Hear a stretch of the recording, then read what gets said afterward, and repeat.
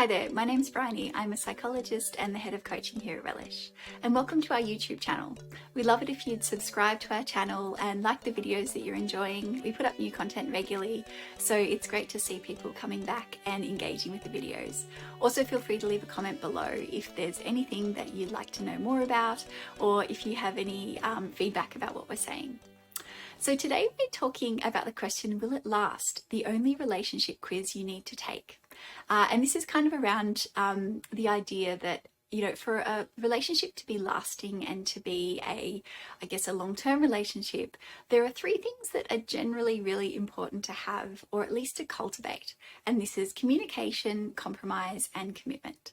So luckily they all start with C, so we call them the three C's.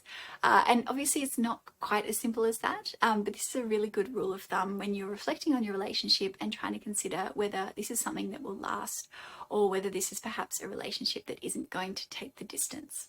So let's talk a little bit about each of the C's. The first one is communication. So you're probably a little bit sick about hearing how important communication is in relationships, but it really is. And a lot of it is to do with the fact that communication underlies respect and also the friendship between two people. So obviously if we're not communicating properly, we're not actually showing respect to our partner, and we're also not really probably don't want to be around them, and we're finding them frustrating and annoying because neither people is getting through to each other. So some questions to ask yourself in this context is, do we have the same argument again and again? Are we kind of never resolving things? Are we sort of being re-triggered by each new situation and nothing actually gets resolved? So are our arguments becoming really unproductive, and are we stuck in this respect? If this is the case, it's really helpful to understand that this probably comes down to conflict resolution and conflict style, and also being able to regulate emotions during an argument. So if you're finding that one of you becomes overwhelmed and angry during an argument, it can be really helpful to learn better emotional regulation skills and figure out ways that you can actually have a calm conversation about an issue and reach a resolution, as opposed to just escalating and never actually coming to a conclusion. The second question to ask is my partner a good listener? And again, this is something that can be changed, but if you're not feeling heard and if you're not feeling validated, then that's not a great recipe either. So do you feel like your partner has a sense of what you're saying? Do they understand what you're saying? Do they listen to you, or are they just sort of waiting for their turn? And vice versa, do you feel like you can listen when you're upset?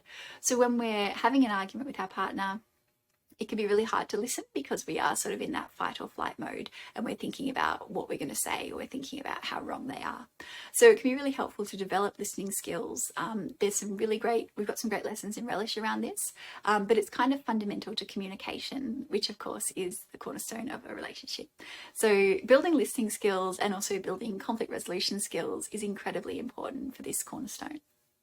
The second area is compromise. So some questions to ask yourself in this respect is, how often do we compromise?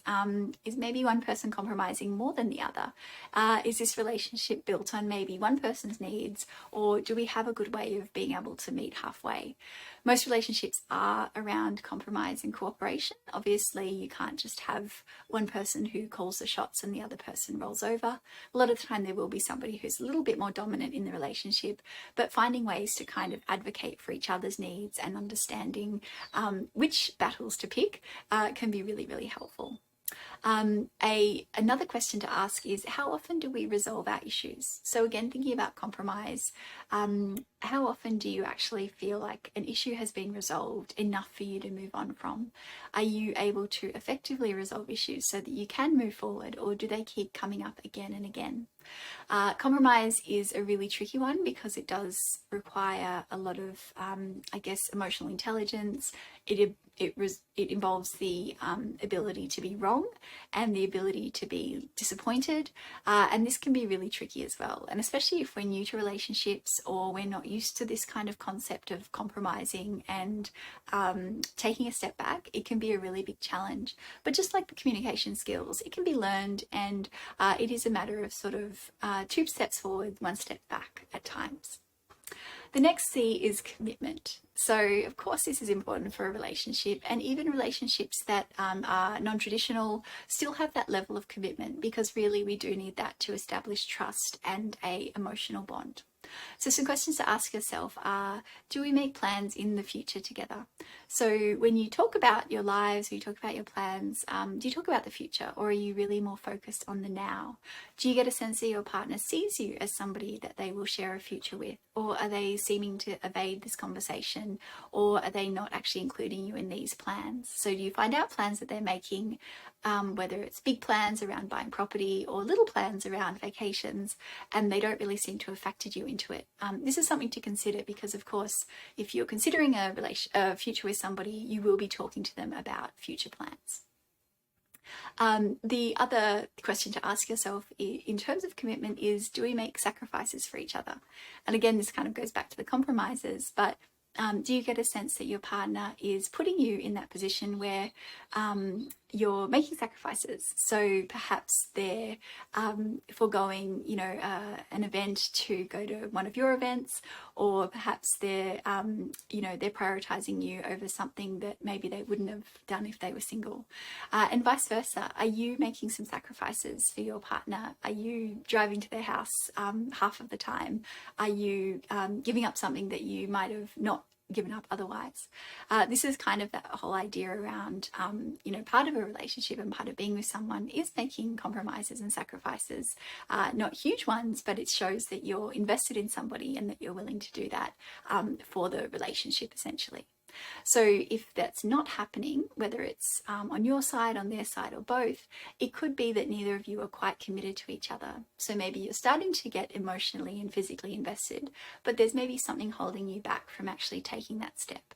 And that's really good to reflect on. Maybe it's a valid thing, maybe that there's not enough in common, but it can be really helpful, particularly if you're having these questions around whether the relationship will last. So that's it from me. I'd love it if you would subscribe to the channel, leave some comments below. We love to hear from you. We love to hear what you think about our videos. And yeah, thanks for watching, and see you next time.